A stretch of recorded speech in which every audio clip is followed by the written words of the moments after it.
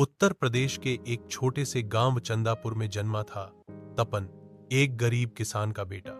उसका घर मिट्टी का बना था, छत से बारिश टपकती थी और घर में बिजली भी नहीं थी। 2 वक्त की रोटी का जुगाड़ करना भी मुश्किल था। पर तपन के पास था एक सपना, खुद को साबित करने का, अपने गांव और माम बाप का नाम रोशन करने का। बचपन की तकलीफ है। तपन गांव के सरकारी स्कूल में पढ़ता था। उसके पास फटे पुराने कपड़े थे, किताबें उधार की थीं और जूते तक नहीं थे।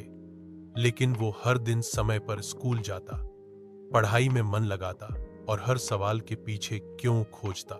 रात को जब बिजली नहीं होती थी तब वो मिट्टी के दिए या लालटेन की रोशनी में पढ़ता था।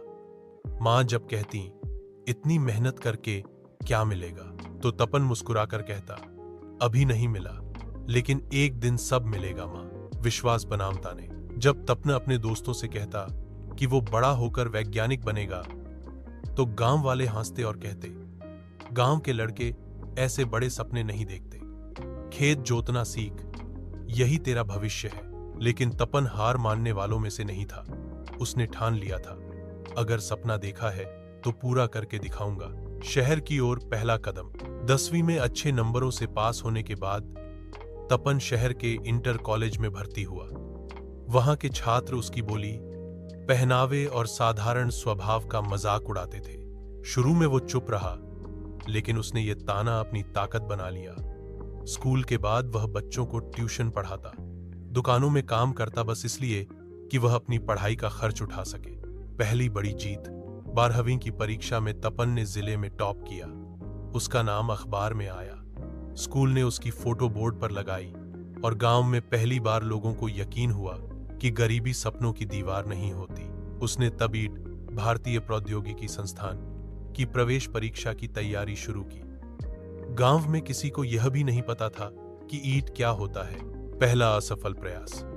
पहले प्रयास में वह चयनित नहीं हो पाया। गांव के लोग बोले, देखा, बेकार सपना था, अब खेत संभाल ले। पर तपन ने हार नहीं मानी। उसने फिर से मेहनत की और इस बार पहले से दोगुनी लगन और अनुशासन से तैयारी की। इतिहास रचने वाला दूसरा प्रयास 1 साल बाद तपन को ईट खड़गपुर में दाखिला मिल गया। उसके माता पिता की आंखों में खुशी के आंसू थे। पूरे गांव में मिठाई बंटी। ईट में भी तपन ने खुद को साबित किया। उसने स्कॉलरशिप पाई, टॉप किया और फिर एक बड़ी तकनीकी कंपनी में नौकरी भी मिली। गांव के लिए वापसी। आज तपन एक सफल इंजीनियर है, लेकिन उसने अपने गांव को नहीं भुलाया। उसने गांव में एक फ्री कोचिंग सेंटर खोला है, जहां गरीब बच्चों को पढ़ने का मौका मिलता है। उसके जैसे और बच्चों को वह सिखाता है कि सपना देखने और उसे पूरा करने में कोई फर्क नहीं होना चाहिए। तपन की सीख। तपन अक्सर कहता है, मैं गरीब जरूर था, पर मेरे सपने कभी गरीब नहीं थे। अगर हिम्मत है तो कोई भी लड़का, चाहे वो मिट्टी के घर में पैदा हुआ हो, एक दिन आसमान छू सकता है।